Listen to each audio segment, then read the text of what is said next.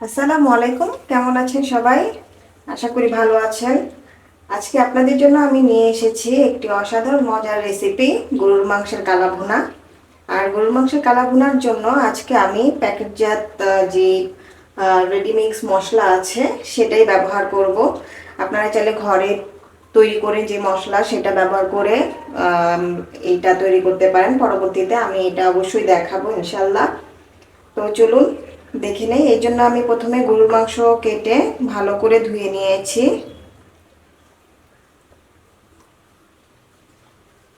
আমি প্রথমে মাংসগুলোকে একটি হাঁড়িতে নিয়ে সব মশলাগুলো উপকরণগুলো একসাথে দিয়ে বসিয়ে দেব। গরু কালা ভুনা তৈরি করার জন্য যে প্যাকেটের মশলা থাকে সেই মশলার প্যাকেটের মধ্যে কিন্তু এইরকম দুটি প্যাকেট থাকে। হ্যাঁ, দুটি প্যাকেট থাকে। তো আমি প্রথমে এই বড় প্যাকেটে যে মশলাটা আছে সেটা দিয়ে দেব, আর ছোট প্যাকেটের যে মশলাটা এটা হচ্ছে কি আমি পরবর্তীতে দেব, এটা আপনারা দেখবেন।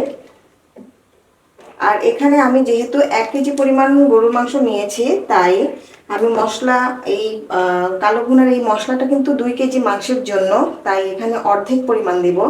কিন্তু আমি ফুললি অর্ধেকও দেব না, তার চেয়েও কিছুটা কম দেব। এটার কারণ হচ্ছে আমি এই মশলা বাদেও কিছুটা আদা পেস্ট, রসুন পেস্ট, জিরা গুঁড়া এগুলো দিব সাথে, কারণ এতে আলাদা একটা ফ্লেভার আসে।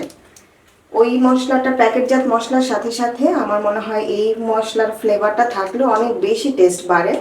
তাই আমি ফুললি অর্ধেক দেব না, অর্ধেকের চাইতে কিছুটা কম দেব। এখানে বড় প্যাকেটে যে মশলাটা ছিল সেটাতে যেই পরিমাণ মশলা ছিল তার অর্ধেকের একটু কম আছে। তো এটা আমি দিয়ে দিলাম।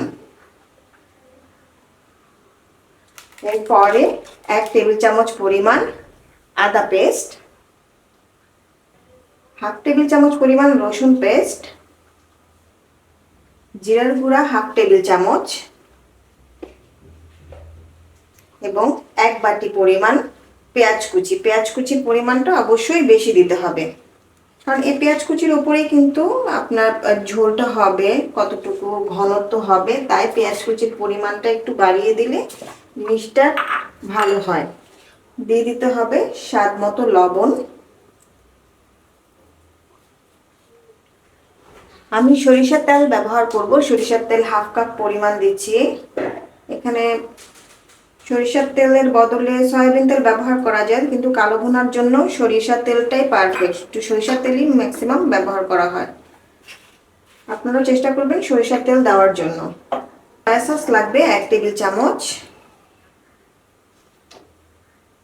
টমেটো সসটা আমি দিয়ে দিচ্ছি এখানে 1 থেকে 1.5 টেবিল চামচের মতো, একটু বেশি পরিমাণেই দিব। এখানে চাইলে আপনারা চিলি সসটাও ব্যবহার করতে পারেন, তবে টমেটো কেচাপটা ব্যবহার করলে স্বাদটা ভালো আসে। সবগুলো উপকরণ দেওয়া শেষ। এখন আমি এগুলো সবগুলো একসাথে ভালো করে মিক্স করে নেব। খুব ভালো করে মিক্স করতে হবে।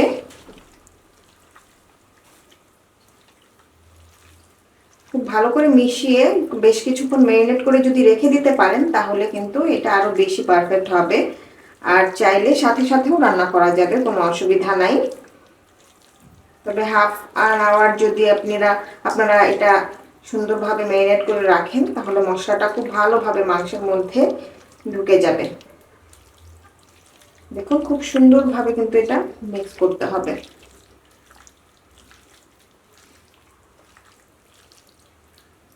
অলরেডি খুব সুন্দর একটা স্মেল কিন্তু চলে এসেছে মশলাটার।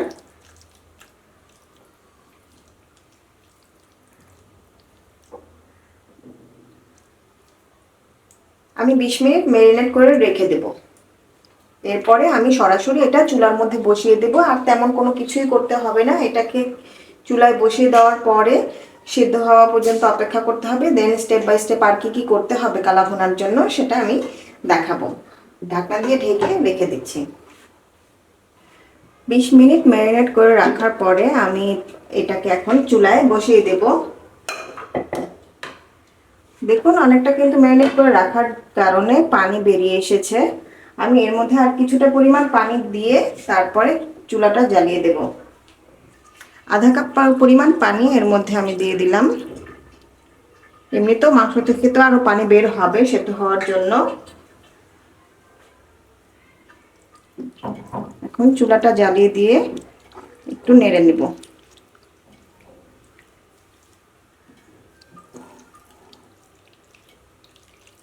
তেমন আর কিছু করার দরকার নাই। এখন খুব সুন্দরভাবে নেড়ে আমি এখন ঢাকনাটা দিয়ে দেব। চুলাটা হাই হিটেই থাকবে, এর মধ্যেই মাংসটা অনেকটা সেদ্ধ হয়ে আসবে। এরপরে আমি অন্যান্য মশলা এবং আর কি কি যা যা করা লাগে কালো ভুনা হওয়ার জন্য সেগুলো দেখাবো। আমি এখন ঢেকে দেব। এখন আমি ঢাকনাটা তুলে নিলাম। কিছুক্ষণ চুলা একটু থাকার পরে আমি এটাকে আবার একটু নেড়ে দেব। যতক্ষণ পানি থাকে একটু পর পর এটাকে তুলে ঢাকনাটা তুলে একটু নেড়ে চেড়ে দিতে হবে, নয়তো আবার নিচে লেগে যাওয়ার সম্ভাবনা আছে। গরুর মাংস যেহেতু অবশ্যই এটা সেদ্ধ হতে বেশ কিছুটা টাইম লাগবে। এই পানিটা শুকানোর পরেও আমার আবার পানি দেওয়া লাগবে, কারণ পারফেক্টলি সেদ্ধ না হলে এটা কিন্তু খেতে ভালো লাগবে না এবং মশলাটাও সুন্দরভাবে মাংসের ভিতরে ঢুকবে না।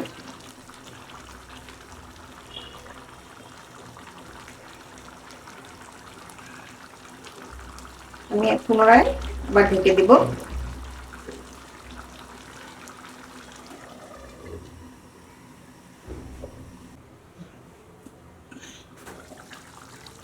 আবার ঢাকনাটা খুলে আমরা খুব ভালোভাবে নেড়ে নেব।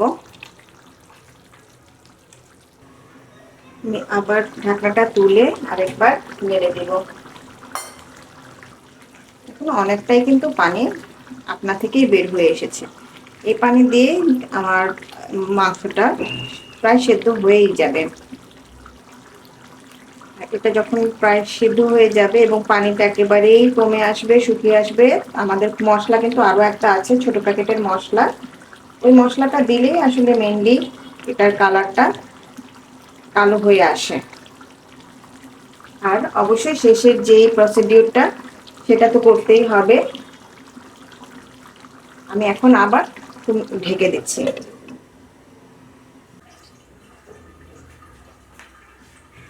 ঢাকনা তুলে নিলাম।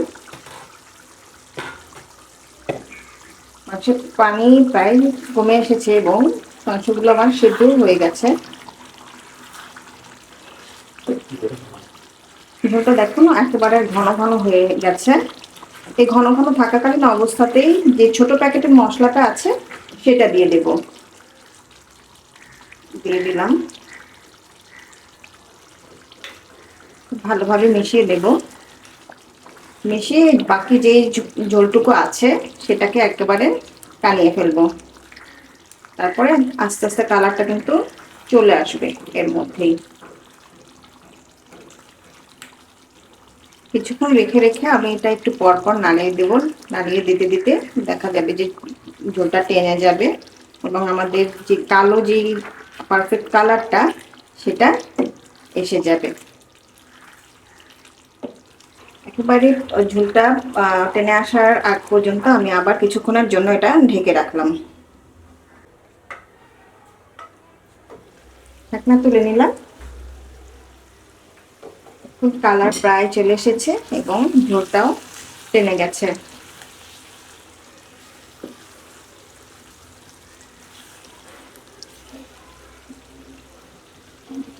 এখন আমি এটাকে বাগার দিয়ে নেব। ফ্রাই প্যানে আমি কিছুটা সরিষার তেল দেব। এর মধ্যে 5-6টা শুকনা মরিচ দিয়ে দেব। সাথে দেব আমি কিছুটা ঘি, 1 টেবিল চামচ পরিমাণ ঘি দিয়ে দেব। এটা আপনারা দিতে পারেন আবার নাও দিতে পারেন, স্কিপ করতে পারেন, তবে ঘিটা দিলে খুব বেশি স্বাদ আসে এবং ঘিয়ের যে আলাদা একটা ফ্লেভার সেটা তো আছেই। কিছু পেঁয়াজ কুচি এবং শুকনো মরিচ আমি খুব ভালোভাবে ভেজে বাদামি করে ভাজবো। বাদামি করে ভেজে এরপরে মাংসটাতে দিয়ে দেব। এখানে চাইলে রসুন কুচি ব্যবহার করতে পারেন, যেহেতু আমি রসুন বাটা ব্যবহার করেছি আগে, এই জন্য আমি আর রসুন কুচি দিচ্ছি না। যারা রসুন বাটা আগে ব্যবহার না করবেন তারা এখানে রসুন কুচি দিয়ে দিলে খুব সুন্দর একটা ফ্লেভার আসবে। সুন্দরভাবে এটা ভেজে নেব। পেঁয়াজটা ভাজা হয়ে গেছে। এখন কিছুটা মাংস এনে এর মধ্যে আমি দিয়ে দিলাম।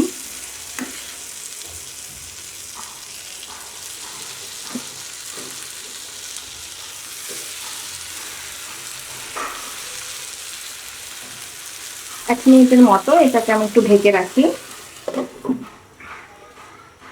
এখন বাগার করার তেলটা সহ মাংসটা আমি তরকারিটার মধ্যে দিয়ে দেব। কিন্তু খুব সুন্দর একটা ঘ্রাণ হবে, খেতেও ভালো লাগবে।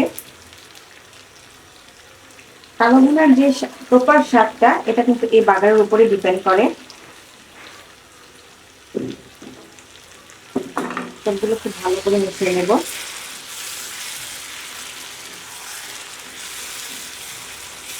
রান্না কিন্তু প্রায় হয়ে গেছে। দেখুন কালো যে কালারটা, সেই কালারটাও যেমন চলে এসেছে, খুব ভালো একটা স্মেল এসেছে। দেখতে যেমন সুন্দর, খেতেও অসাধারণ হবে আশা করি। 2 মিনিট একটু ঢেকে রেখে আমি এটা নামিয়ে ফেলবো।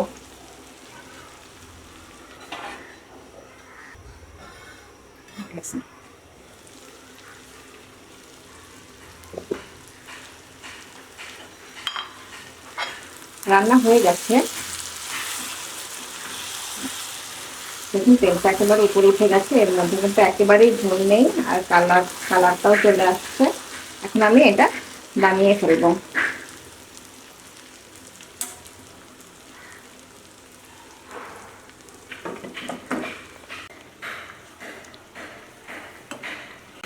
দেখুন কতটা সুন্দর হয়েছে দেখতে, একেবারে পারফেক্ট রেসিপি।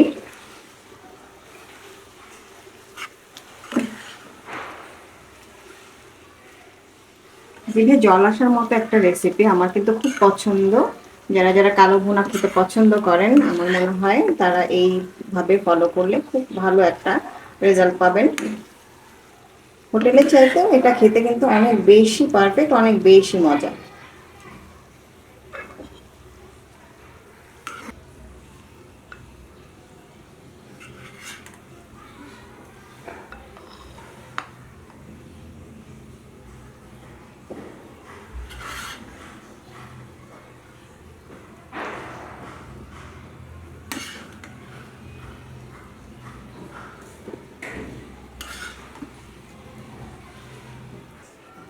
দেখুন তৈরি হয়ে গেছে গরুর মাংসের কালা ভুনা। আশা করি আপনাদের ভালো লেগেছে। আপনাদের মন মতো রান্না করার চেষ্টা করেছি। আমাদের সাথেই থাকবেন। আমাদের চ্যানেলটি অবশ্যই সাবস্ক্রাইব করবেন এবং ভালো ভালো কমেন্ট করে আমাদের সাথে থাকবেন। ধন্যবাদ সকলকে। আসসালামু আলাইকুম। আল্লাহ হাফেজ।